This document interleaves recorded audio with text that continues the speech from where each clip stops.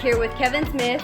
What's up? I was waiting patiently. Sorry, I had to wait for the intro. I was fucking up. Okay, Kevin Smith, you're here at Secret. What's your involvement with Secret Network? I am with the good folks at Secret on the Legend platform. We are releasing a movie I made called Killroy Was Here, a little horror anthology movie. As an NFT, we're releasing it into the crypto space. So NFTs, of course, everyone knows, a little piece of artwork that you own and whatnot. Sometimes they have a little bit of animation to them. This is just that, but a movie, just keeps going and stuff. So nobody had done it yet. It had the benefit of not being tried. So we decided, we had a movie, we were going to try to go sell it conventionally, and we were like, well, what if we did this instead? So here we are, we're breaking new ground. Intentionally, but that wasn't the intention at the beginning. At the beginning, we were doing things very traditionally. There was a real traditional model in mind. But David Shapiro, who's a producer on our movie, is a huge NFT nerd. He's big in the crypto space, big Bitcoin guy. So he was proselytizing about NFTs and crypto and Web3 and whatnot the whole time we were making the movie. So there we are post, and one day I said to David, I was like, hey man, has anyone ever released a movie as an NFT? He was like, no. I was like, well, why not? What about this one? Like, you're the producer, like, he's got the skin in the game. It's like, if you love NFTs, man, you want to take this movie out as an NFT, I ain't against that. It's revolutionary. Nobody else has done it. It's got the benefit of not having been done. Whether it succeeds or not, it's like, we broke new ground, and how often you get to say that in this fucking world, right? Very cool, yeah. So we went for it. So we came to decentralize and chit-chatted. The good folks from Secret came all the way over from Israel and whatnot. They had a 15, 16-hour flight. I only flew here 2-3 hours or whatever. Austin is a big power center for me. Richard Linklater made Slacker here in Austin. Slacker was the movie that made me become a filmmaker. I saw that movie and I was like, maybe I can make a film too. So coming here, it's like visiting Holy Land, so to speak. For those who are Christian, you know, sometimes or Muslims like to go, you know, see Mecca once before you die. Christians like to go to the Holy Land and whatnot. Because Slacker changed my life, when I come to Austin, there's something sacred about it. Isn't that weird? So if I buy a Killroy NFT, when you buy it? When I buy a Killroy NFT, do I own like a share of the movie, or like, no? You got the movie like the way you'd have the movie on a DVD. What you have though is a generative piece of art, your own Killroy, that is literally yours. It's not even like, hey, you own the NFT, you own the character.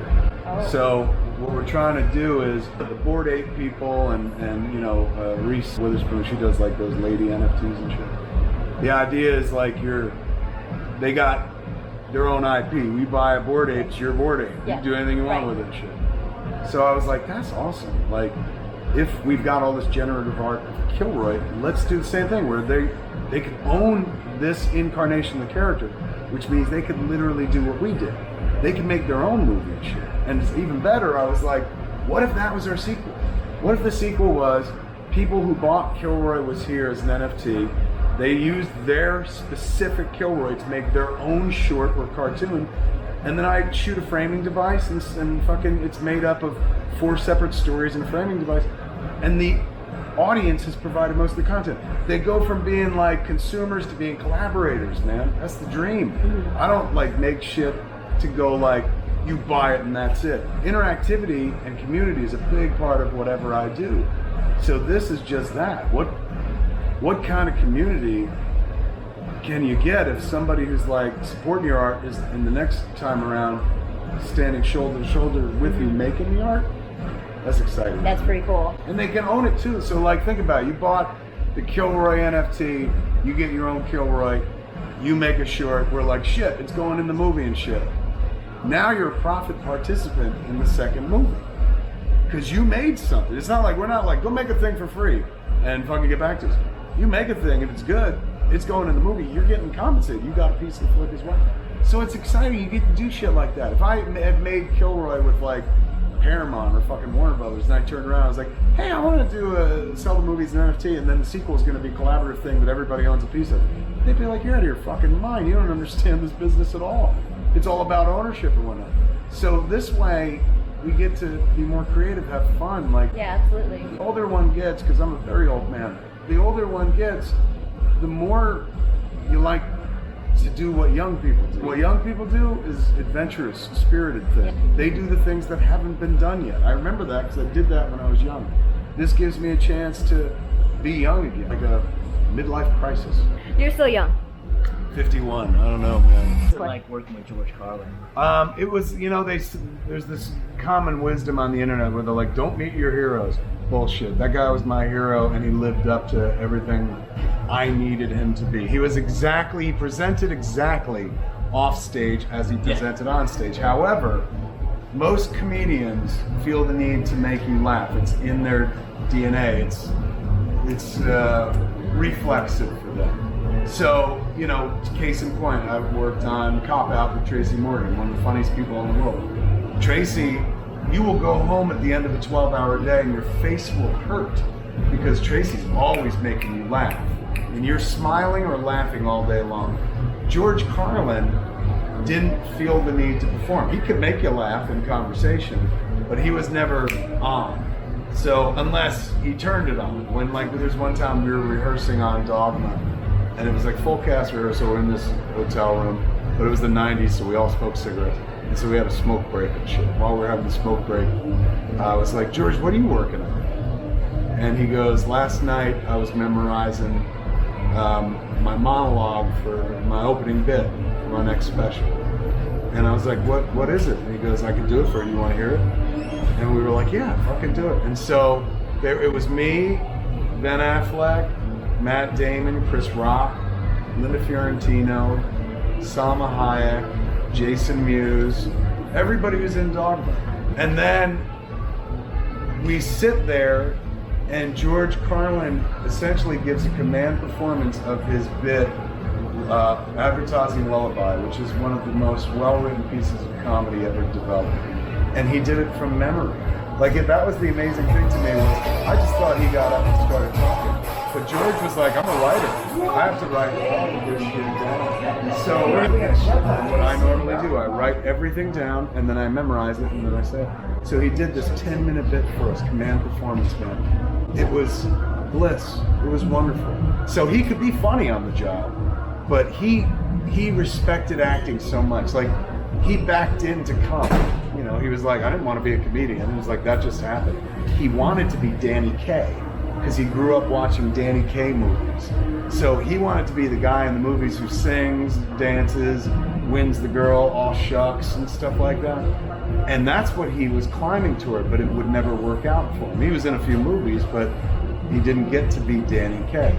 He got to be one of the best fucking American comedians, if not one of the best comedians that ever fucking lived. Could you imagine backing into the thing that you're brilliant at and you were trying to be something so fucking easy as an actor and shit? Right. So he kept, whenever we did a movie, it was so easy to get George. People just didn't ask him to do it. And Bill and Ted, they did. But I don't know why they didn't reach out to him and shit. Guy had his own built-in audience, plus you knew he was wonderful at all sorts of performances. So whenever I wrote him something, the dude showed up. He was so fucking delighted because we treated him like an actor. Yeah. Even though I've thought of him as fucking the greatest fucking comedian in the world, he's my favorite comedian of all time, I thought of him as an actor and that meant more to him. He's like, look, everyone tells me I'm a good comic. Nobody fucking puts me in movies. Yeah. So he'd show up even for our dopey shit and he fucking loved it, man. So it was nice. For as much as he gave me as an entertainer, I could never pay him back, right? But in this weird small way, he liked doing movies, even Kevin Smith movies. So I was like, I can help. I can do that. And it was good. And I got to spend a little time with somebody who I greatly admired and stuff and found out. And you captured a piece of history, really. A little bit with him. You know what I'm saying?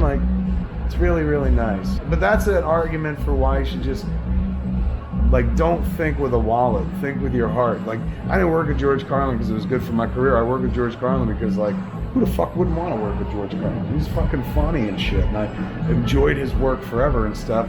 I want to be around him for a few days and whatnot. So I cast from the heart, not going well, who's good for this movie? Who's gonna get this movie made?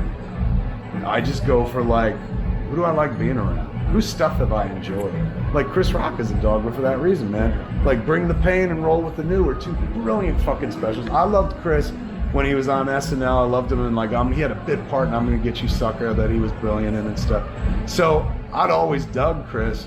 Getting to work with him, I get to fucking hang out with Chris for like a month. Yeah. You know, pick the brain of a comic I deeply respected who had done things that like he worked on Saturday Night Live. That was something I wanted to do when I was a kid. So casting like from here instead of being like, well, who's gonna get the most people to come in, has paid off dividends. If you, in the short term, if you cast somebody fucking everyone likes, maybe you make like a lot of money in the moment. But by casting people like Alan Rickman and fucking George Carlin, I get to work with icons that have aged my stuff better.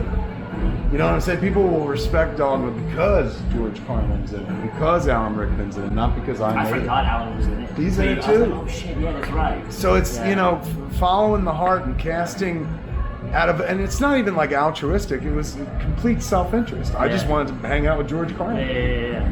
Really worked out.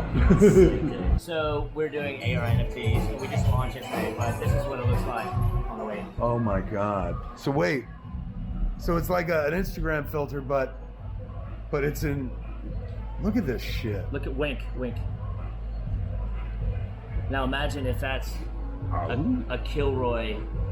Then now people can make movies or short clips with a Kilroy. You just saved people a bunch of money in special effects. How does that work? It tracks to my face? Yep. That's fucking beyond impressive, bro.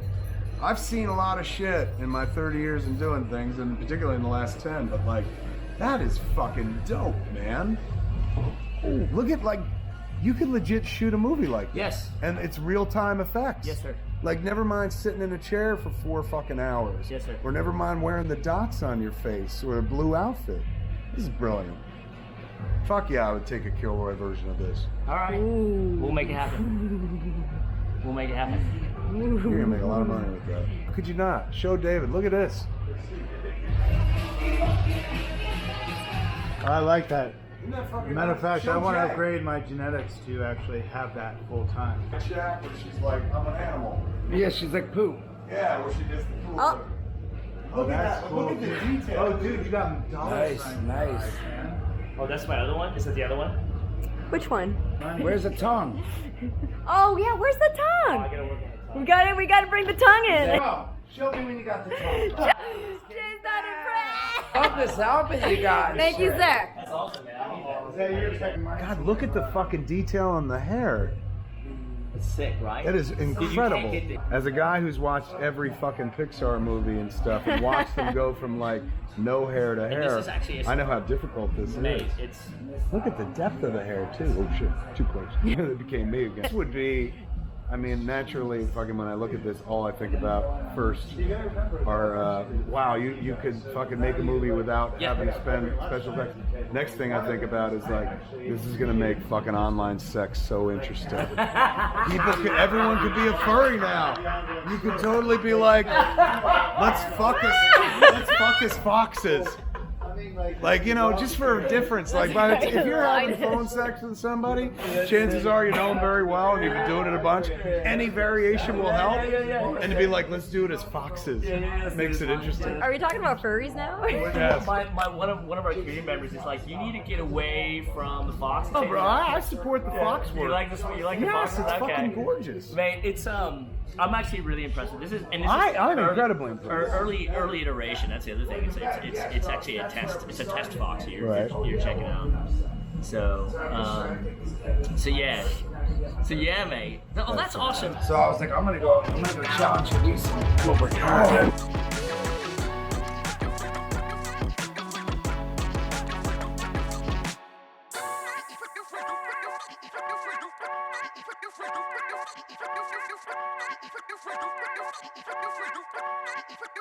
Race is a draw. Cosmos versus Jay. That's the name of the thing, okay? Done. So, you with me on this? We'll monetize it. Okay, we'll film the B-roll of it. All right, we're right here with. Sorry. Cut. We're here at Legend DAO at Secret Networks. Sorry. So now we gotta figure out what millimeters. What you want to do is you're gonna Google it. Where's your Google? What do you mean? For what? 62. Okay, 629. 629 millimeters. Okay, Google. 306. I know it's not too high, because that looks normal. Oh wait, you know what? That's not the right size. It's 4, because it folds up. So 489. So we'll put 490 by 365. Well, 490 millimeters. Yeah, I'm trying to think of what animal would be more impressive.